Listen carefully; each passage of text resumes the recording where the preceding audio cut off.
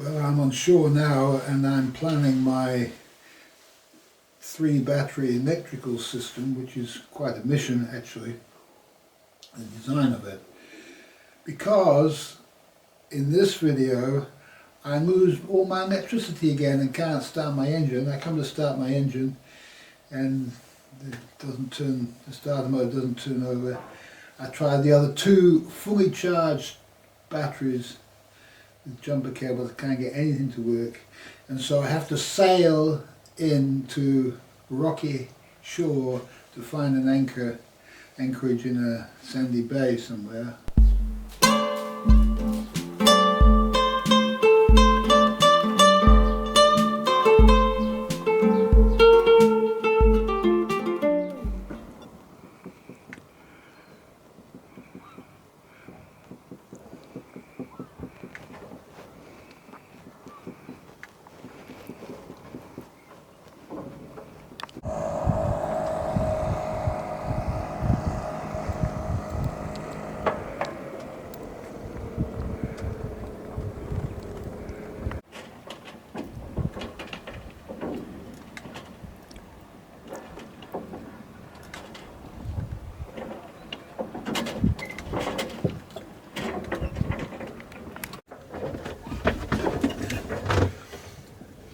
Well, it's Sunday and we're still anchored here in this little bay at Moelfre. It's got a very interesting history, this place. Apparently a very serious boating accident. The Royal Charter founded here in the storm in 1859, something like this. And most people died, hundreds and hundreds of people died, were washed up on this coastline here.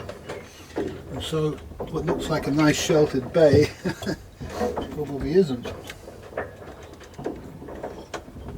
In certain weather conditions from certain direction.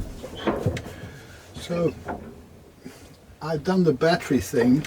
I took the old battery out, found out it needed all sorts of different shape and size spanners, mixture of AF and metric that I don't have.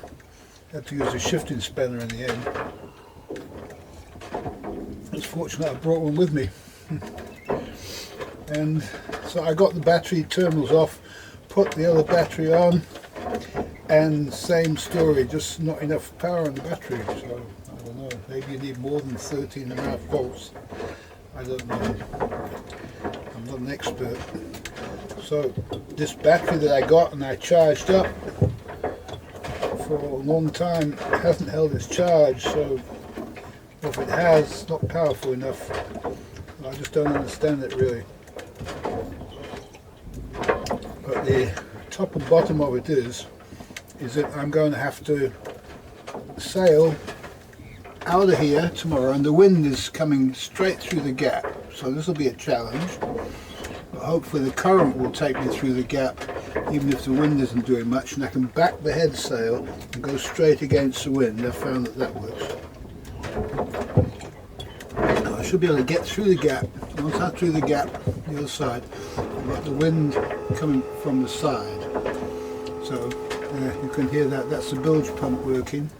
Not very often, that goes on only once every few hours, and just a little bit of water coming in now.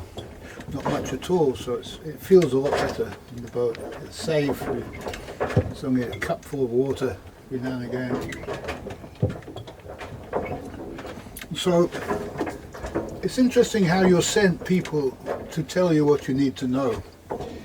Yesterday this gentleman appeared on one of the yachts. I photographed the yacht coming in, and there's also some video of the guy riding around his dinghy waving like this.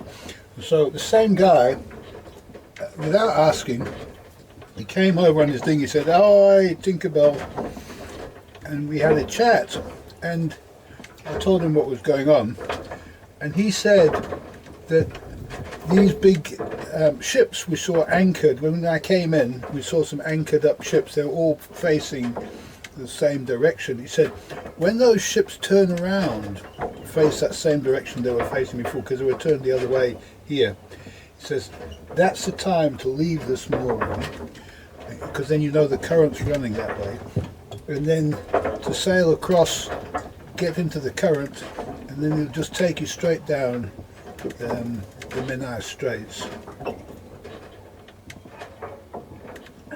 And when I told him that I might have to sail out of here without an engine, he seemed unconcerned about that. And I noticed when he left this morning, he didn't even bother turning on his engine. He just chucked his thing up, pulled his sail up, and off he went, sailed past me and out. And so there's probably some pretty good sailors around here. It's very sheltered, shallow bays, and you need to have your wits about you, know what you're doing with the tides and everything, which he did. So he gave me some good advice, where to put my anchor down, where not to.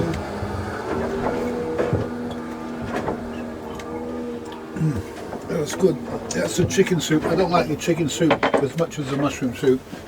The mushroom soup I much prefer, probably because the mushrooms aren't treated as badly as the chickens are, wherever they keep them. So, I don't know, probably won't buy any more chicken soup. I just bought 2 packs, 2 kinds of soup, just to have a variety on board, really. And we've eaten most of the food that we had on board. I had an apple, I found an apple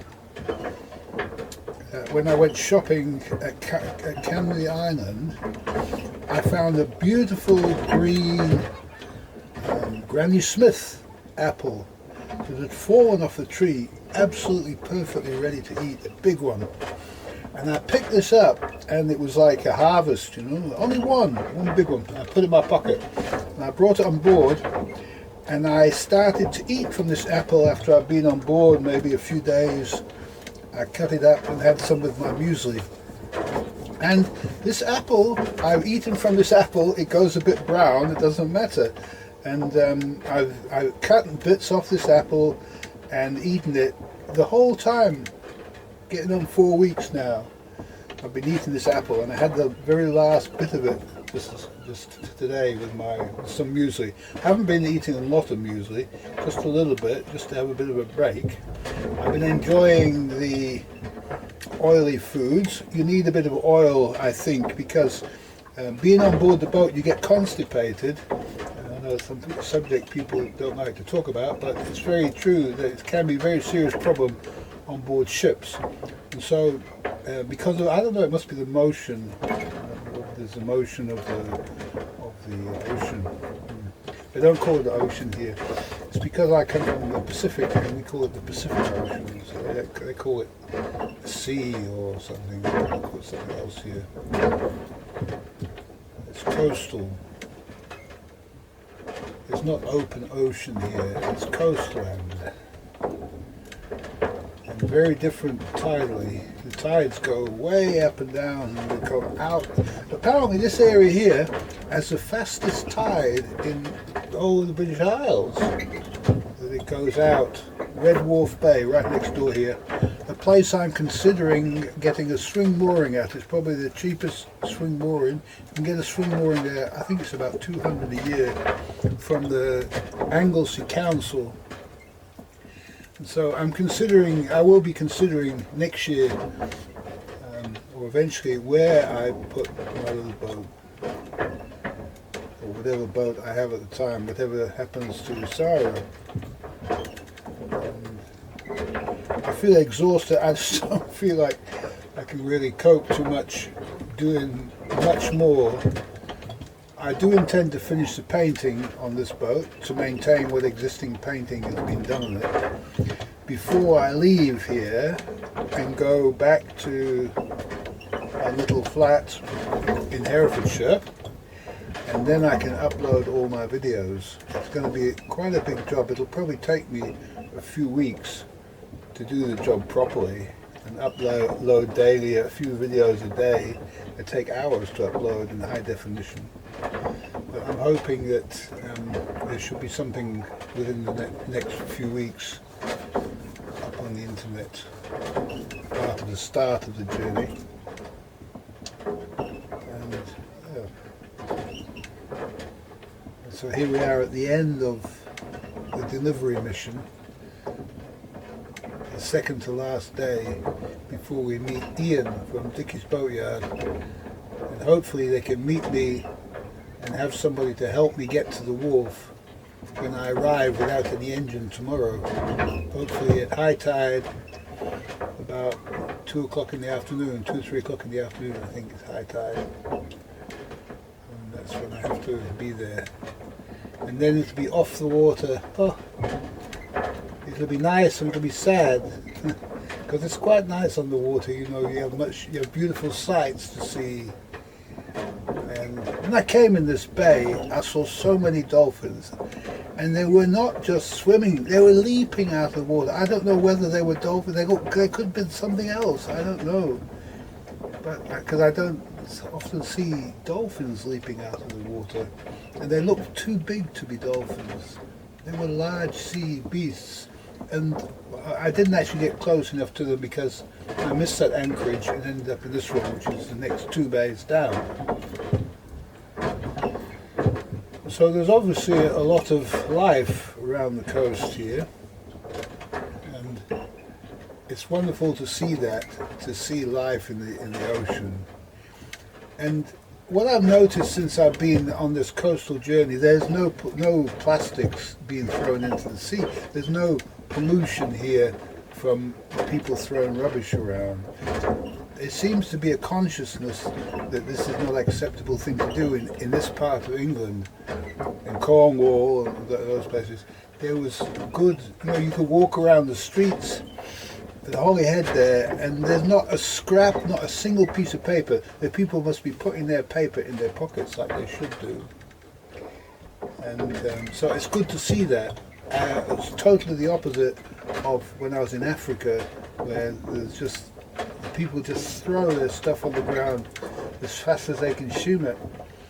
And it's unfortunate that they probably have hundreds of years to go to evolve to the state of condition where they realise that you can't do this.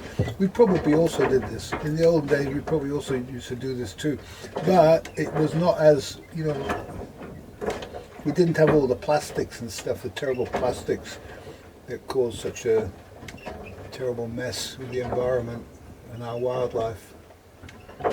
So it's a shame when they invented plastic, they should have realised that it was no good for certain things. It's no good really as a structural material, although it's surprising how well they've done making boats out of plastics. But structurally, generally it's a weak material and it breaks in the end.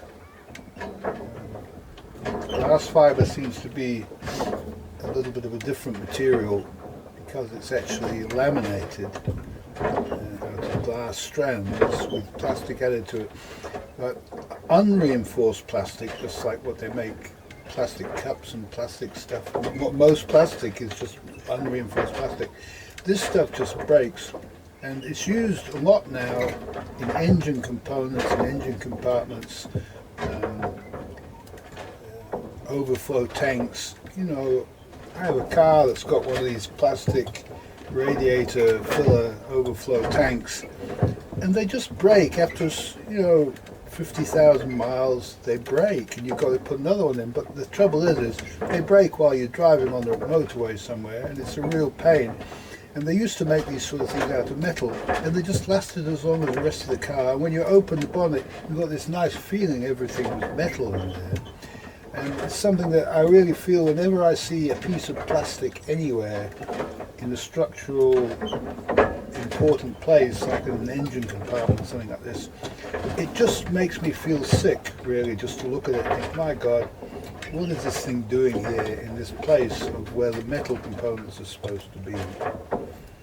The only good thing that a plastic is over metal is that it doesn't conduct electricity if you have this kind of component, and it's good at anti-friction areas, but as a straightforward solution to a technical problem, it's a cheap fix, and it's only got a short life, and it's got no longevity, and it's an evil engineer that specifies plastic instead of metal out of cost considerations.